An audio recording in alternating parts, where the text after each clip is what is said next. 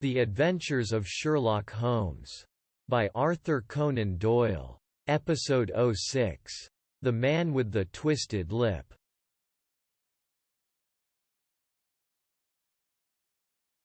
Asa Whitney, brother of the late Elias Whitney, D.D., principal of the Theological College of St. George's, was much addicted to opium.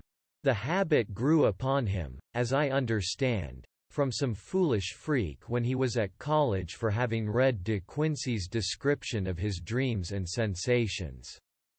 He had drenched his tobacco with laudanum in an attempt to produce the same effects. He found, as so many more have done, that the practice is easier to attain than to get rid of, and for many years he continued to be a slave to the drug. An object of mingled horror and pity to his friends and relatives. I can see him now, with yellow, pasty face, drooping lids, and pinpoint pupils, all huddled in a chair, the wreck and ruin of a nobleman.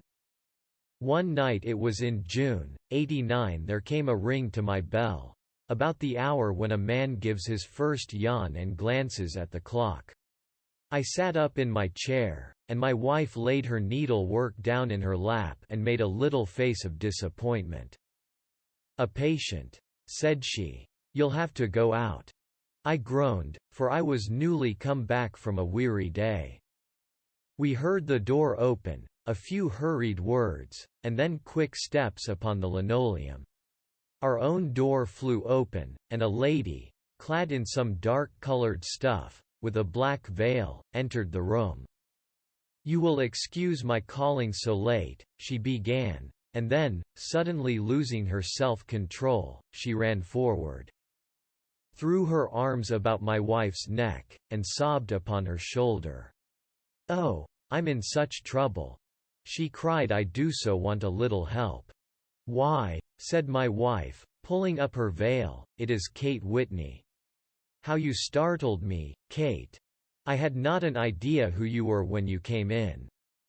I didn't know what to do, so I came straight to you." That was always the way. Folk who were in grief came to my wife like birds to a lighthouse. "It was very sweet of you to come. Now, you must have some wine and water, and sit here comfortably and tell us all about it. Or should you rather that I sent James off to bed?" "Oh, no, no. I want the doctor's advice and help, too. It's about Asa. He has not been home for 2 days. I am so frightened about him." It was not the first time that she had spoken to us of her husband's trouble, to me as a doctor, to my wife as an old friend and school companion. We soothed and comforted her by such words as we could find. Did she know where her husband was? Was it possible that we could bring him back to her? It seems that it was. She had the surest information that of late he had, when the fit was on him, made use of an opium den in the farthest east of the city. Hitherto his orgies had always been confined to one day, and he had come back, twitching and shattered, in the evening. But now the spell had been upon him 48 hours, and he lay there, doubtless among the dregs of the docks, breathing in the poison or sleeping off the effects. There he was to be found, she was sure of it, at the Bar of Gold, in Upper Swandam Lane. But what was she to do? How could she, a young and timid woman, make her way into such a place and pluck her husband out from among the ruffians who surrounded him? There was the case, and of course there was but one way out of it. Might I not escort her to this place? And then, as a second thought, why should she come at all? I was Asa Whitney's medical advisor, and as such I had influence over him. I could manage it better if I were alone. I promised her on my word that I would send him home in a cab within 2 hours if he were indeed at the address which she had given me. And so in 10 minutes I had left my armchair and cheery sitting room behind me, and was speeding eastward in a hansom on a strange errand, as it seemed to me at the time. Though the future only could show how strange it was to be. but there was no great difficulty in the first stage of my adventure. Upper Swandam Lane is a vile alley lurking behind the high wharves which line the north side of the river to the east of London Bridge. Between a slop shop and a gin shop, approached by a steep flight of steps leading down to a black gap like the mouth of a cave, I found the den of which I was in search. Ordering my cab to wait, I passed down the steps, worn hollow in the centre by the ceaseless tread of drunken feet. And by the light of a flickering oil lamp above the door I found the latch and made my way into a long, low room, thick and heavy with the brown opium smoke, and terraced with wooden berths, like the forecastle of an emigrant ship. Through the gloom one could dimly catch a glimpse of bodies lying in strange, fantastic poses, bowed shoulders, bent knees, heads thrown back, and chins pointing upward, with here and there a dark, lack-lustre eye turned upon the newcomer. Out of the black shadows there glimmered little red circles of light, now bright, now faint, as the burning poison waxed or waned in the bowls of the metal pipes. The most lay silent, but some muttered to themselves, and others talked together in a strange, low, monotonous voice, their conversation coming in gushes, and then suddenly tailing off into silence, each mumbling out his own thoughts and paying little heed to the words of his neighbor. At the farther end was a small brazier of burning charcoal, beside which on a three-legged wooden stool there sat a tall, thin old man, with his jaw resting upon his two fists, and his elbows upon his knees, staring into the fire. As I entered, a sallow Malay attendant had hurried up with a pipe for me and a supply of the drug, beckoning me to an empty berth. "Thank you. I have not come to stay," said I. "There is a friend of mine here, Mr. Asa Whitney, and I wish to speak with him." There was a movement and an exclamation from my right, and peering through the gloom, I saw Whitney, pale, haggard, and unkempt, staring out at me. "My God! It's Watson," said he. He was in a pitiable state of reaction, with every nerve in a twitter. "I say, Watson, what o'clock is it?" "Nearly 11. Of what day?" "Of Friday, June 19th. Good heavens! I thought it was Wednesday." "It is Wednesday. What do you want to frighten a chap for?" He sank his face onto his arms and began to sob in a high treble key. "I tell you that it is Friday, man. Your wife has been waiting this 2 days for you. You should be ashamed of yourself." "So I am. But you've got mixed, Watson, for I have only been here a few hours, 3 pipes, 4 pipes, I forget how many. But I'll go home with you. I wouldn't frighten Kate, poor little Kate. Give me your hand. Have you a cab?" "Yes, I have one waiting." "Then I shall go in it. But I must owe something." "Find what I owe, Watson. I am all off color. I can do nothing for myself." I walked down the narrow passage between the double row of sleepers, holding my breath to keep out the vile, stupefying fumes of the drug, and looking about for the manager. As I passed the tall man who sat by the brazier, I felt a sudden pluck at my skirt, and a low voice whispered, "Walk past me, and then look back at me." The words fell quite distinctly upon my ear. I glanced down. They could only have come from the old man at my side, and yet he sat now as absorbed as ever, very thin, very wrinkled, bent with age, an opium pipe dangling down from between his knees, as though it had dropped in sheer lassitude from his fingers. I took 2 steps forward and looked back. It took all my self-control to prevent me from breaking out into a cry of astonishment. He had turned his back so that none could see him but I. His form had filled out, his wrinkles were gone. The dull eyes had regained their fire, and there, Sitting by the fire and grinning at my surprise, was none other than Sherlock Holmes. He made a slight motion to me to approach him, and instantly, as he turned his face half round to the company, once more, subsided into a doddering, loose-lipped senility. "Holmes," I whispered, "what on earth are you doing in this den?" "As low as you can," he answered. "I have excellent ears. If you would have the great kindness to get rid of that sottish friend of yours, I should be exceedingly glad to have a little talk with you. I have a cab outside. Then pray send him home in it. You may safely trust him, for he appears to be too limp to get into any mischief. I should recommend you also to send a note by the cabman to your wife to say that you have thrown in your lot with me. If you will wait outside, I shall be with you in 5 minutes." It was difficult to refuse any of Sherlock Holmes' requests, for they were always so exceedingly definite, and put forward with such a quiet air of mastery.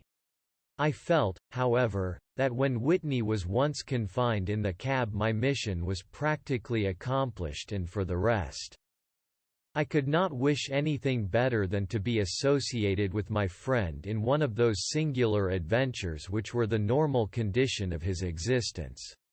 In a few minutes I had written my note, paid Whitney's bill, led him out to the cab, and seen him driven through the darkness. In a very short time a decrepit figure had emerged from the opium den, and I was walking down the street with Sherlock Holmes. For 2 streets he shuffled along with a bent back and an uncertain foot. Then, glancing quickly round, he straightened himself out and burst into a hearty fit of laughter. "I suppose, Watson," said he, "that you imagine that I have added opium smoking to cocaine injections, and all the other little weaknesses on which you have favored me with your medical views. I was certainly surprised to find you there. But not more so than I to find you. I came to find a friend. And I to find an enemy." "An enemy?" "Yes, one of my natural enemies, or, shall I say, my natural prey. Briefly, Watson, I am in the midst of a very remarkable inquiry. And I have hoped to find a clue in the incoherent ramblings of these sots, as I have done before now. Had I been recognized in that den my life would not have been worth an hour's purchase, for I have used it before now for my own purposes.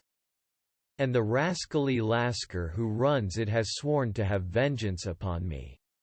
There is a trap door at the back of that building, near the corner of Paul's Wharf, which could tell some strange tales of what has passed through it upon the moonless nights." "What? You do not mean bodies?" "Aye, bodies, Watson. We should be rich men if we had £1,000 for every poor devil who has been done to death in that den. It is the vilest murder trap on the whole riverside, and I fear that Neville Street Clare has entered it never to leave it more. But our trap should be here." He put his 2 forefingers between his teeth and whistled shrilly a signal which was answered by a similar whistle from the distance, followed shortly by the rattle of wheels and the clink of horses' hoofs. "Now, Watson," said Holmes, as a tall dog-cart dashed up through the gloom, throwing out 2 golden tunnels of yellow light from its side lanterns. "You'll come with me, won't you? If I can be of use." "Oh, a trusty comrade is always of use, and a chronicler still more so. My room at the Cedars is a double-bedded one." "The Cedars?" "Yes, that is Mr. Street Clare's house. I am staying there while I conduct the inquiry." "Where is it, then?" "Near Lee, in Kent. We have a 7-mile drive before us. But I am all in the dark." "Of course you are. You'll know all about it presently. Jump up here." "All right, John, we shall not need you. Here's £half-a-crown. Look out for me tomorrow, about 11. Give her her head. So long, then."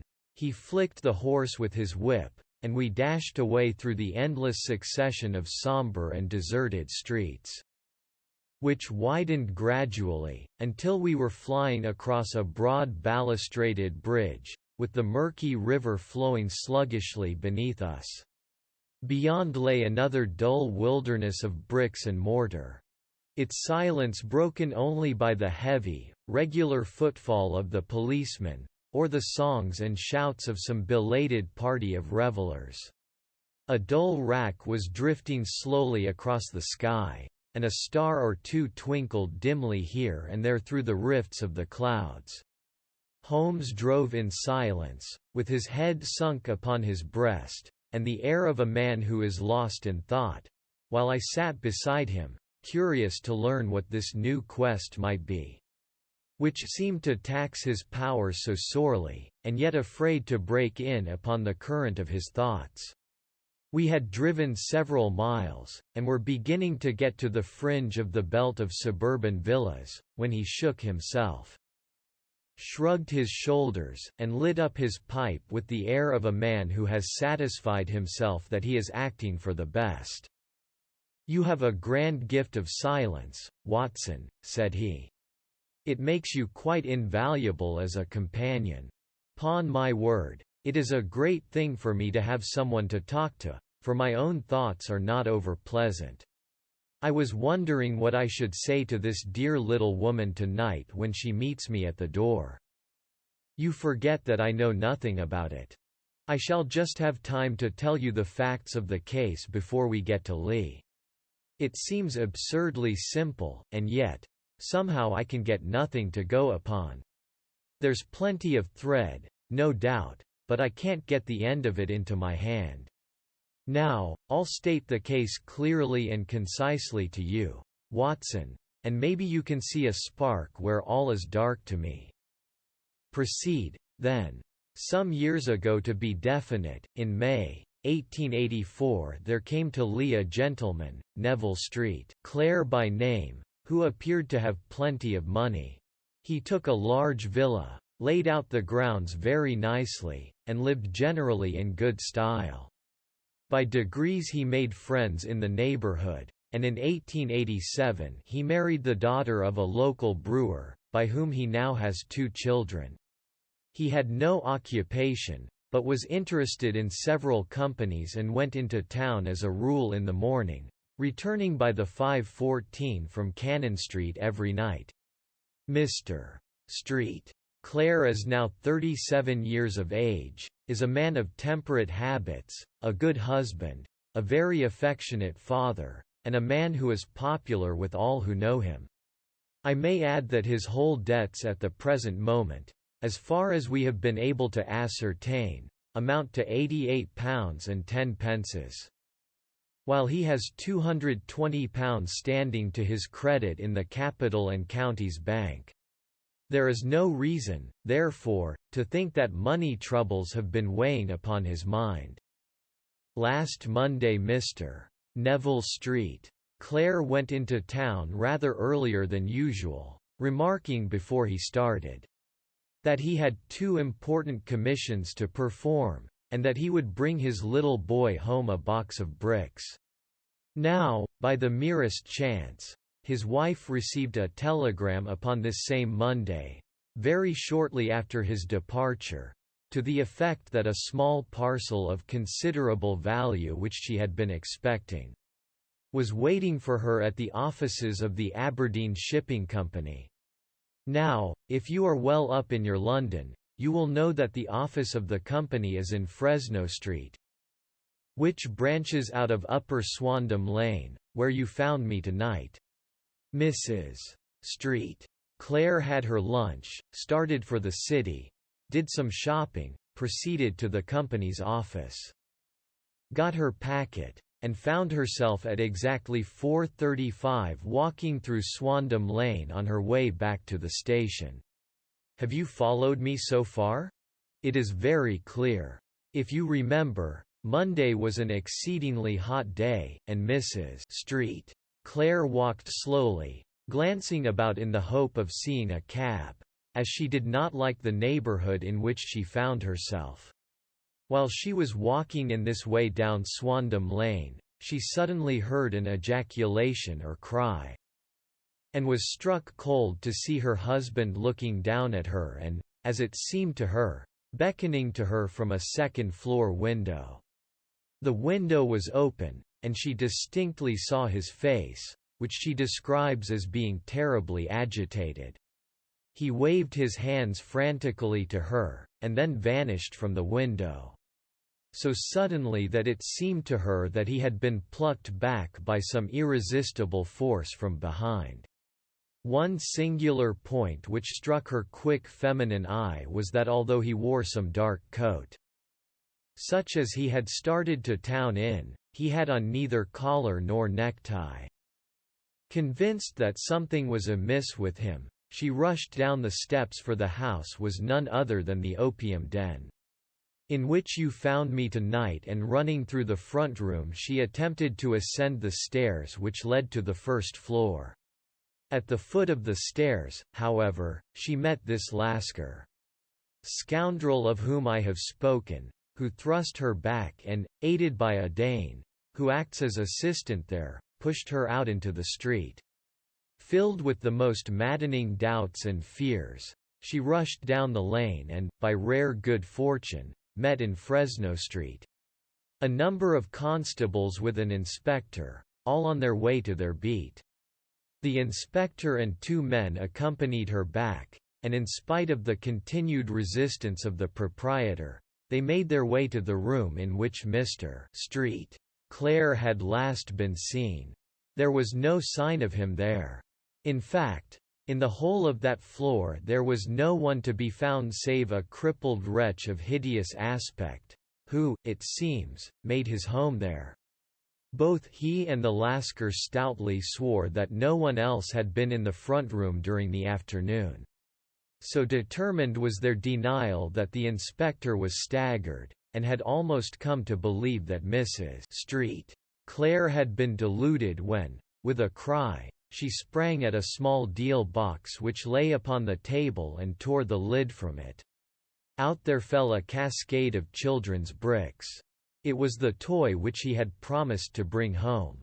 This discovery, and the evident confusion which the cripple showed, made the inspector realize that the matter was serious. The rooms were carefully examined, and results all pointed to an abominable crime. The front room was plainly furnished as a sitting room and led into a small bedroom, which looked out upon the back of one of the wharves. Between the wharf and the bedroom window is a narrow strip, which is dry at low tide but is covered at high tide with at least 4.5 feet of water. The bedroom window was a broad one and opened from below. On examination, traces of blood were to be seen upon the windowsill, and several scattered drops were visible upon the wooden floor of the bedroom. Thrust away behind a curtain in the front room were all the clothes of Mr. Neville Clare, with the exception of his coat. His boots, his socks, his hat, and his watch all were there. There were no signs of violence upon any of these garments, and there were no other traces of Mr. Neville Clare. Out of the window he must apparently have gone, for no other exit could be discovered, and the ominous bloodstains upon the sill gave little promise that he could save himself by swimming, for the tide was at its very highest at the moment of the tragedy. And now as to the villains who seemed to be immediately implicated in the matter. The Lascar was known to be a man of the vilest antecedents, but as, by Mrs. Clare's story, he was known to have been at the foot of the stair within a very few seconds of her husband's appearance at the window. He could hardly have been more than an accessory to the crime. His defense was one of absolute ignorance, and he protested that he had no knowledge as to the doings of Hugh Boone, his lodger, and that he could not account in any way for the presence of the missing gentleman's clothes. So much for the Lascar manager. Now for the sinister cripple who lives upon the second floor of the opium den, and who was certainly the last human being whose eyes rested upon Neville Street. Clare. His name is Hugh Boone, and his hideous face is one which is familiar to every man who goes much to the city. He is a professional beggar, though in order to avoid the police regulations he pretends to a small trade in wax vestas. Some little distance down Threadneedle Street, upon the left-hand side, there is, as you may have remarked, a small angle in the wall. Here it is that this creature takes his daily seat, cross-legged with his tiny stock of matches on his lap, and as he is a piteous spectacle. A small rain of charity descends into the greasy leather cap which lies upon the pavement beside him. I have watched the fellow more than once before ever I thought of making his professional acquaintance, and I have been surprised at the harvest which he has reaped in a short time. His appearance, you see, is so remarkable that no one can pass him without observing him. A shock of orange hair, a pale face disfigured by a horrible scar, which, by its contraction, has turned up the outer edge of his upper lip. A bulldog chin, and a pair of very penetrating dark eyes, which present a singular contrast to the color of his hair, all mark him out from amid the common crowd of mendicants, and so, too, does his wit, for he is ever ready with a reply to any piece of chaff which may be thrown at him by the passers-by. This is the man whom we now learn to have been the lodger at the opium den, and to have been the last man to see the gentleman of whom we are in quest. But a cripple, said I. What could he have done single-handed against a man in the prime of life? He is a cripple in the sense that he walks with a limp, but in other respects he appears to be a powerful and well-nurtured man. Surely your medical experience would tell you, Watson, that weakness in one limb is often compensated for by exceptional strength in the others. Pray continue your narrative. Mrs. Street. Clare had fainted at the sight of the blood upon the window, and she was escorted home in a cab by the police, as her presence could be of no help to them in their investigations. Inspector Barton, who had charge of the case, made a very careful examination of the premises, but without finding anything which threw any light upon the matter. One mistake had been made in not arresting Boone instantly, as he was allowed some few minutes during which he might have communicated with his friend the Lascar. But this fault was soon remedied, and he was seized and searched, without anything being found which could incriminate him. There were, it is true, some bloodstains upon his right shirt sleeve. But he pointed to his ring finger, which had been cut near the nail, and explained that the bleeding came from there, adding that he had been to the window not long before, and that the stains which had been observed there came doubtless from the same source. He denied strenuously having ever seen Mr. Neville Street. Clare and swore that the presence of the clothes in his room was as much a mystery to him as to the police. As to Mrs.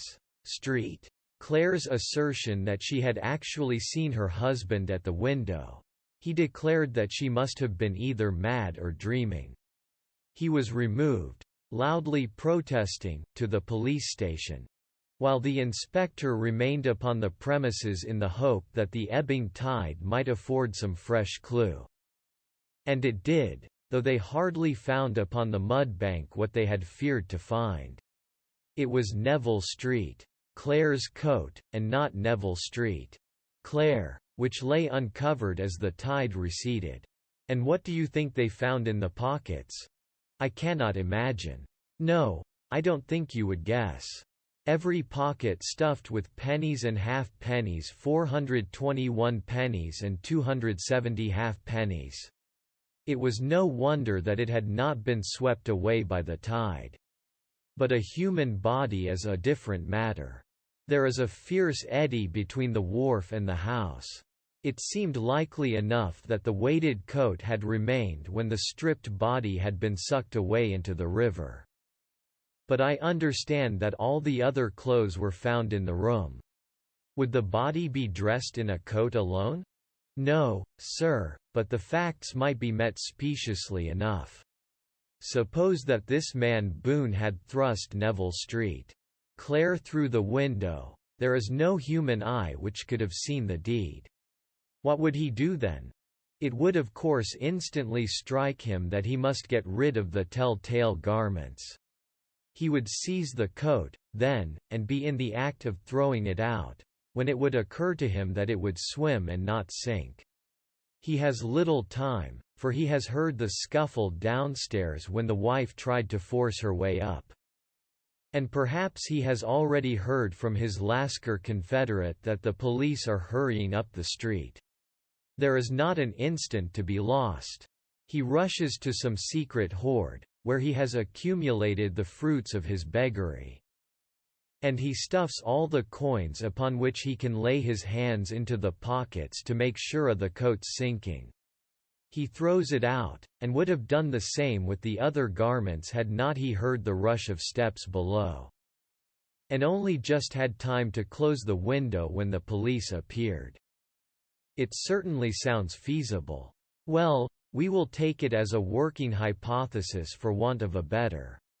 Boone, as I have told you, was arrested and taken to the station, but it could not be shown that there had ever before been anything against him. He had for years been known as a professional beggar, but his life appeared to have been a very quiet and innocent one. There the matter stands at present, and the questions which have to be solved: what Neville Street Clare was doing in the opium den, what happened to him when there, where is he now, and what Hugh Boone had to do with his disappearance are all as far from a solution as ever.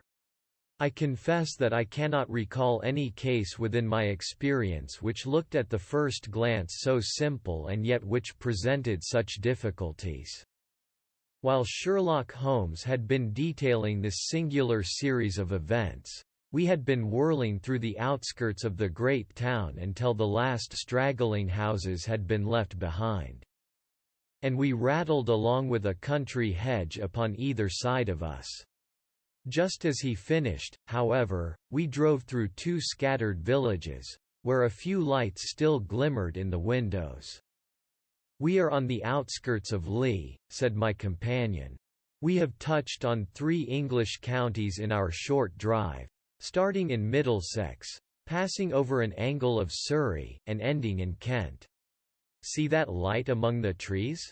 That is the Cedars, and beside that lamp sits a woman whose anxious ears have already, I have little doubt, caught the clink of our horses' feet." "But why are you not conducting the case from Baker Street?" I asked. "Because there are many inquiries which must be made out here. Mrs.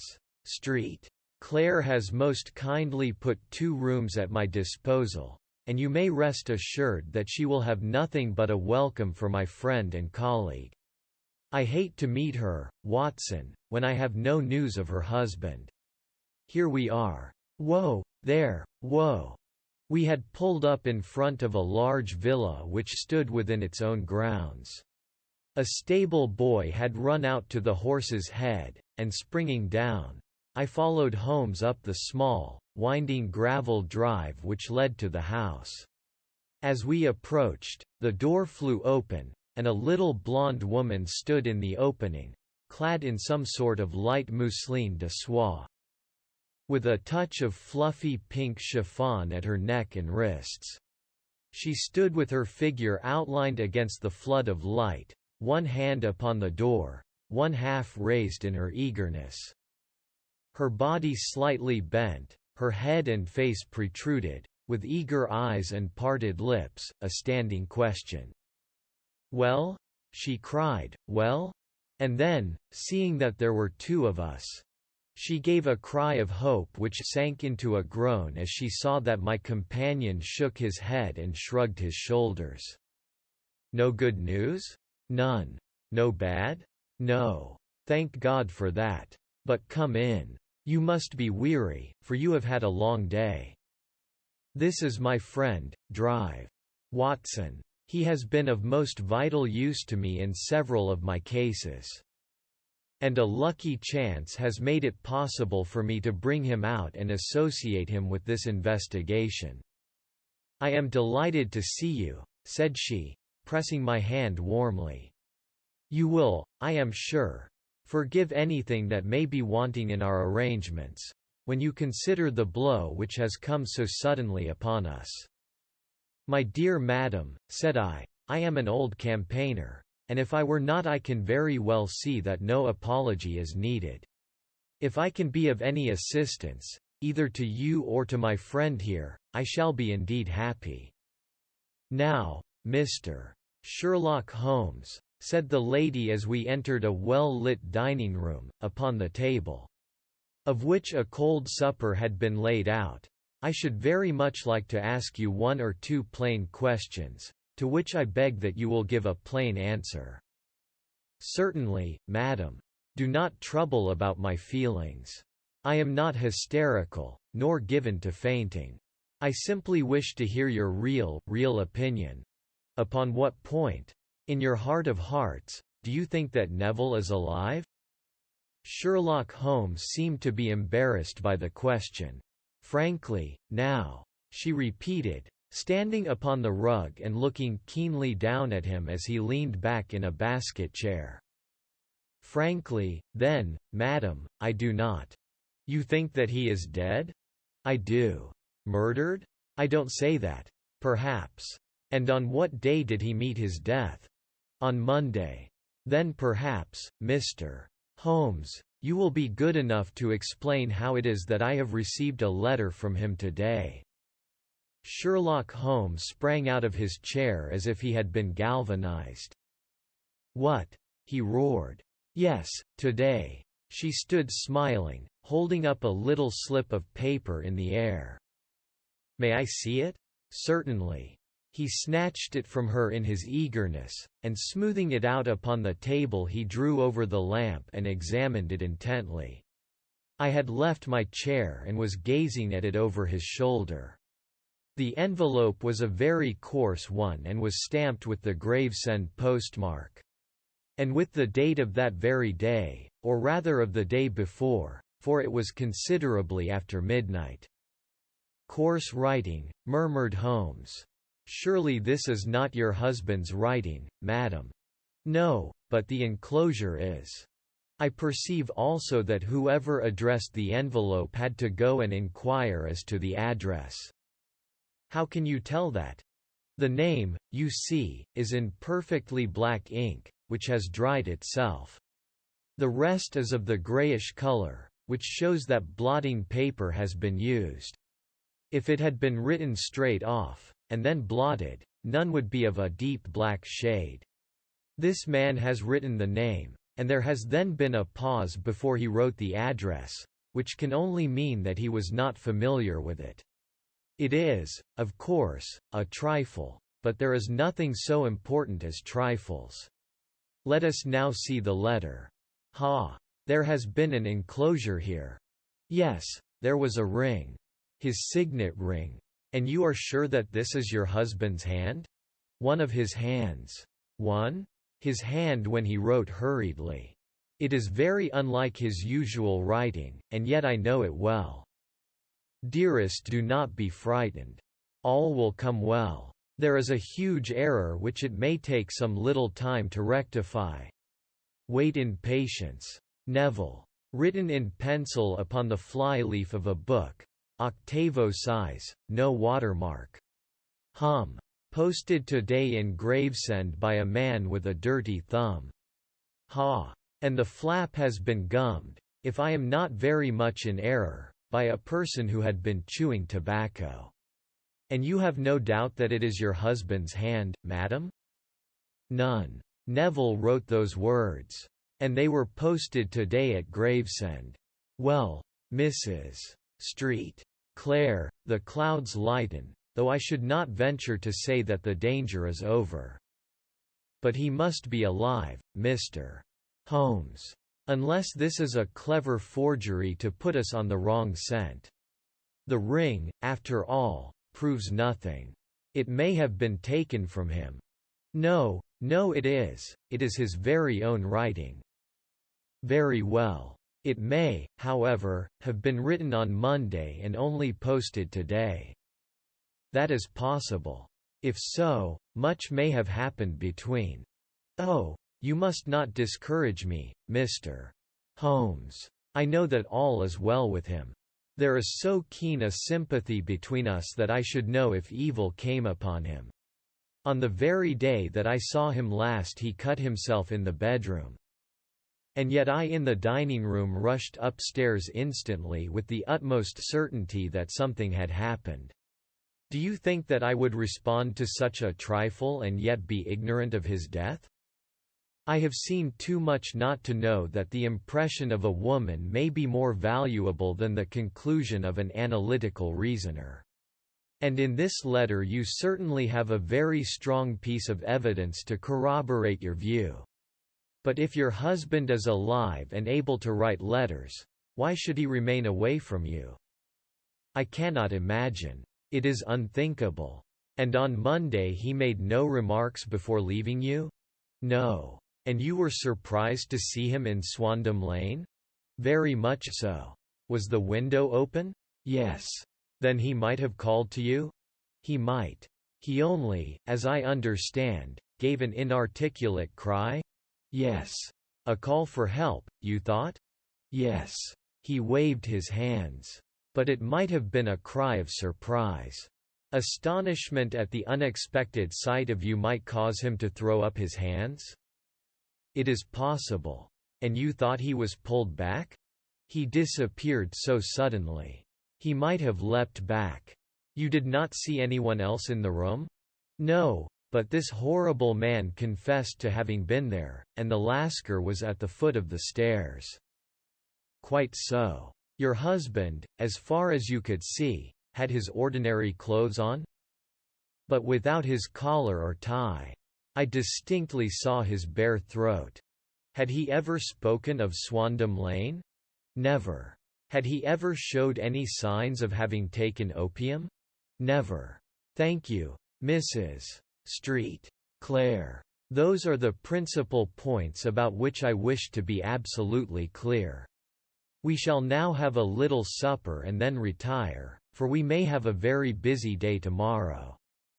A large and comfortable double-bedded room had been placed at our disposal, and I was quickly between the sheets, for I was weary after my night of adventure.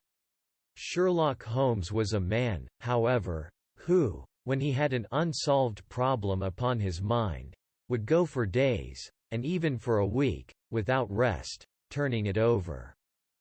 Rearranging his facts, looking at it from every point of view until he had either fathomed it or convinced himself that his data were insufficient. It was soon evident to me that he was now preparing for an all-night sitting. He took off his coat and waistcoat, put on a large blue dressing gown, and then wandered about the room, collecting pillows from his bed and cushions from the sofa and armchairs. With these he constructed a sort of Eastern divan, upon which he perched himself, cross-legged, with an ounce of shag tobacco and a box of matches laid out in front of him. In the dim light of the lamp I saw him sitting there, an old briar pipe between his lips. His eyes fixed vacantly upon the corner of the ceiling, the blue smoke curling up from him, silent, motionless, with the light shining upon his strong-set aquiline features. So he sat as I dropped off to sleep, and so he sat when a sudden ejaculation caused me to wake up, and I found the summer sun shining into the apartment. The pipe was still between his lips, the smoke still curled upward, and the room was full of a dense tobacco haze. But nothing remained of the heap of shag which I had seen upon the previous night. "Awake, Watson?" he asked. "Yes." "Game for a morning drive?" "Certainly." "Then dress. No one is stirring yet, but I know where the stable boy sleeps. And we shall soon have the trap out." He chuckled to himself as he spoke, his eyes twinkled, and he seemed a different man to the somber thinker of the previous night. As I dressed, I glanced at my watch. It was no wonder that no one was stirring. It was 25 minutes past 4. I had hardly finished when Holmes returned with the news that the boy was putting in the horse. "I want to test a little theory of mine," said he, pulling on his boots. "I think, Watson, that you are now standing in the presence of one of the most absolute fools in Europe. I deserve to be kicked from here to Charing Cross. But I think I have the key of the affair now." "And where is it?" I asked, smiling. "In the bathroom," he answered. "Oh, yes, I am not joking," he continued, seeing my look of incredulity. "I have just been there, and I have taken it out, and I have got it in this Gladstone bag. Come on, my boy, and we shall see whether it will not fit the lock." We made our way downstairs as quietly as possible, and out into the bright morning sunshine. In the road stood our horse and trap, with the half-clad stable boy waiting at the head. We both sprang in, and away we dashed down the London road. A few country carts were stirring, bearing in vegetables to the metropolis. But the lines of villas on either side were as silent and lifeless as some city in a dream. "It has been in some points a singular case," said Holmes, flicking the horse on into a gallop. "I confess that I have been as blind as a mole, but it is better to learn wisdom late than never to learn it at all." In town the earliest risers were just beginning to look sleepily from their windows as we drove through the streets of the Surrey side. Passing down the Waterloo Bridge Road we crossed over the river, and dashing up Wellington Street wheeled sharply to the right and found ourselves in Bow Street. Sherlock Holmes was well known to the force, and the two constables at the door saluted him. One of them held the horse's head while the other led us in. "Who is on duty?" asked Holmes. "Inspector Bradstreet, sir." "Ah, Bradstreet. How are you?" A tall, stout official had come down the stone-flagged passage, in a peaked cap and frogged jacket. "I wish to have a quiet word with you, Bradstreet." "Certainly, Mr. Holmes. Step into my room here." It was a small, office-like room, with a huge ledger upon the table, and a telephone projecting from the wall. The inspector sat down at his desk. "What can I do for you, Mr. Holmes?" "I called about that beggarman, Boone, the one who was charged with being concerned in the disappearance of Mr. Neville Street, Clare, of Lee." "Yes. He was brought up and remanded for further inquiries." "So I heard. You have him here?" "In the cells." "Is he quiet?" "Oh, he gives no trouble. But he is a dirty scoundrel." "Dirty?" "Yes, it is all we can do to make him wash his hands, and his face is as black as a tinker's. Well, when once his case has been settled, he will have a regular prison bath, and I think, if you saw him, you would agree with me that he needed it." "I should like to see him very much." "Would you? That is easily done. Come this way. You can leave your bag." "No, I think that I'll take it." "Very good. Come this way, if you please." He led us down a passage, opened a barred door, passed down a winding stair, and brought us to a whitewashed corridor with a line of doors on each side. "The third on the right is his," said the inspector.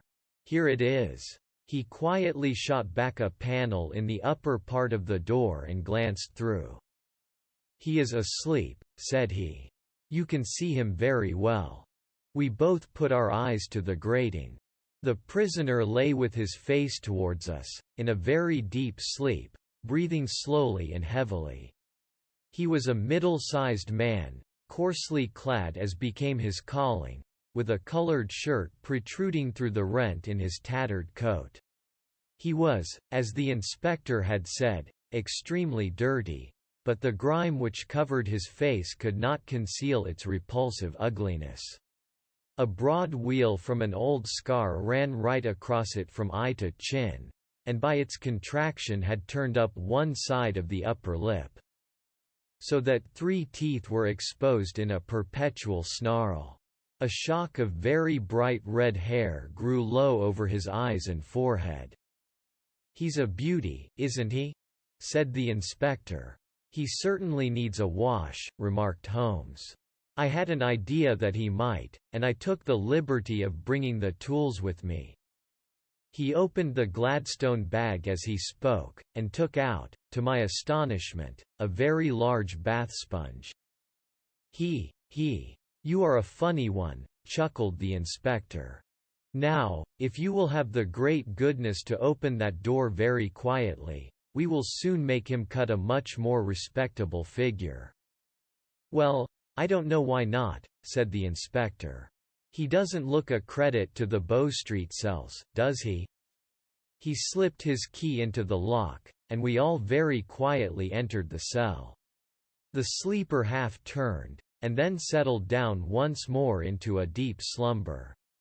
Holmes stooped to the water jug, moistened his sponge, and then rubbed it twice vigorously across and down the prisoner's face. "Let me introduce you," he shouted, "to Mr. Neville Street, Clare, of Lee, in the county of Kent. Never in my life have I seen such a sight." The man's face peeled off under the sponge like the bark from a tree. Gone was the coarse brown tint. Gone, too, was the horrid scar which had seamed it across, and the twisted lip, which had given the repulsive sneer to the face. A twitch brought away the tangled red hair, and there, sitting up in his bed, was a pale, sad-faced, refined-looking man, black-haired and smooth-skinned, rubbing his eyes and staring about him with sleepy bewilderment. Then suddenly realizing the exposure, he broke into a scream and threw himself down with his face to the pillow. "Great heavens!" cried the inspector, "it is, indeed, the missing man. I know him from the photograph." The prisoner turned with the reckless air of a man who abandons himself to his destiny. "Be it so," said he. "And pray what am I charged with?" "With making away with Mr. Neville Street." "Oh, come, you can't be charged with that unless they make a case of attempted suicide of it," said the inspector with a grin. "Well, I have been 27 years in the force, but this really takes the cake. If I am Mr. Neville Street, Clare, then it is obvious that no crime has been committed, and that, therefore, I am illegally detained." "No crime, but a very great error has been committed," said Holmes. "You would have done better to have trusted your wife." "It was not the wife, it was the children," groaned the prisoner. "God help me, I would not have them ashamed of their father. My God! What an exposure! What can I do?" Sherlock Holmes sat down beside him on the couch and patted him kindly on the shoulder. "If you leave it to a court of law to clear the matter up," said he, "of course you can hardly avoid publicity. On the other hand, if you convince the police authorities that there is no possible case against you, I do not know that there is any reason that the details should find their way into the papers. Inspector Bradstreet would, I am sure, make notes upon anything which you might tell us and submit it to the proper authorities. The case would then never go into court at all." "God bless you!"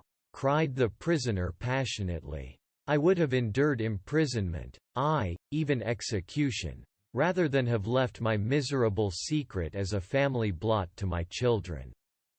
You are the first who have ever heard my story. My father was a schoolmaster in Chesterfield, where I received an excellent education. I travelled in my youth, took to the stage, and finally became a reporter on an evening paper in London. One day my editor wished to have a series of articles upon begging in the metropolis, and I volunteered to supply them. There was the point from which all my adventures started. It was only by trying begging as an amateur that I could get the facts upon which to base my articles. When an actor I had, of course, learned all the secrets of making up, and had been famous in the green room for my skill. I took advantage now of my attainments. I painted my face, and to make myself as pitiable as possible. I made a good scar and fixed one side of my lip in a twist by the aid of a small slip of flesh-colored plaster. Then with a red head of hair, and an appropriate dress, I took my station in the business part of the city, ostensibly as a matchseller but really as a beggar. For 7 hours I plied my trade, and when I returned home in the evening I found to my surprise that I had received no less than 26s. 4d. I wrote my articles and thought little more of the matter until, some time later, I backed a bill for a friend and had a writ served upon me for £25. I was at my wits' end where to get the money, but a sudden idea came to me. I begged a fortnight's grace from the creditor, asked for a holiday from my employers, and spent the time in begging in the city under my disguise. In 10 days I had the money and had paid the debt. Well, you can imagine how hard it was to settle down to arduous work at £2 a week when I knew that I could earn as much in a day by smearing my face with a little paint, laying my cap on the ground, and sitting still. It was a long fight between my pride and the money, but the dollars won at last, and I threw up reporting and sat day after day in the corner, which I had first chosen, inspiring pity by my ghastly face and filling my pockets with coppers. Only one man knew my secret. He was the keeper of a low den in which I used to lodge in Swandam Lane, where I could every morning emerge as a squalid beggar and in the evenings transform myself into a well-dressed man about town. This fellow, a Lascar, was well paid by me for his rooms, so that I knew that my secret was safe in his possession. Well, very soon I found that I was saving considerable sums of money. I do not mean that any beggar in the streets of London could earn £700 a year, which is less than my average takings, but I had exceptional advantages in my power of making up, and also in a facility of repartee, which improved by practice and made me quite a recognized character in the city. All day a stream of pennies, varied by silver, poured in upon me, and it was a very bad day in which I failed to take £2.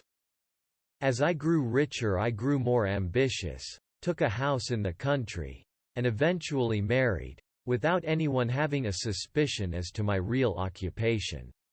My dear wife knew that I had business in the city. She little knew what.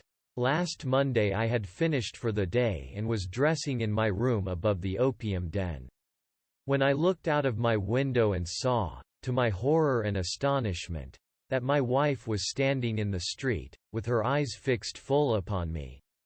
I gave a cry of surprise, threw up my arms to cover my face, and, rushing to my confidant, the Lascar, entreated him to prevent anyone from coming up to me. I heard her voice downstairs, but I knew that she could not ascend. Swiftly I threw off my clothes, pulled on those of a beggar, and put on my pigments and wig. Even a wife's eyes could not pierce so complete a disguise. But then it occurred to me that there might be a search in the room, and that the clothes might betray me. I threw open the window, reopening by my violence a small cut which I had inflicted upon myself in the bedroom that morning. Then I seized my coat, which was weighted by the coppers which I had just transferred to it from the leather bag in which I carried my takings. I hurled it out of the window, and it disappeared into the Thames. The other clothes would have followed, but at that moment there was a rush of constables up the stair, and a few minutes after I found, rather, I confess, to my relief, that instead of being identified as Mr. Neville Street, Clare, I was arrested as his murderer. I do not know that there is anything else for me to explain. I was determined to preserve my disguise as long as possible, and hence my preference for a dirty face.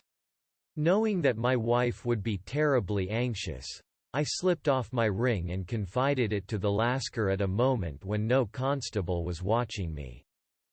Together with a hurried scrawl, telling her that she had no cause to fear. That note only reached her yesterday, said Holmes. Good God! What a week she must have spent. The police have watched this Lascar, said Inspector Bradstreet, and I can quite understand that he might find it difficult to post a letter unobserved. Probably he handed it to some sailor customer of his, who forgot all about it for some days. That was it, said Holmes, nodding approvingly. I have no doubt of it. But have you never been prosecuted for begging? Many times, but what was a fine to me? It must stop here, however, said Bradstreet. If the police are to hush this thing up, there must be no more of Hugh Boone. I have sworn it by the most solemn oaths which a man can take. In that case I think that it is probable that no further steps may be taken. But if you are found again, then all must come out. I am sure, Mr. Holmes, that we are very much indebted to you for having cleared the matter up. I wish I knew how you reach your results. I reached this one, said my friend, by sitting upon 5 pillows and consuming an ounce of shag. I think, Watson, that if we drive to Baker Street we shall just be in time for breakfast.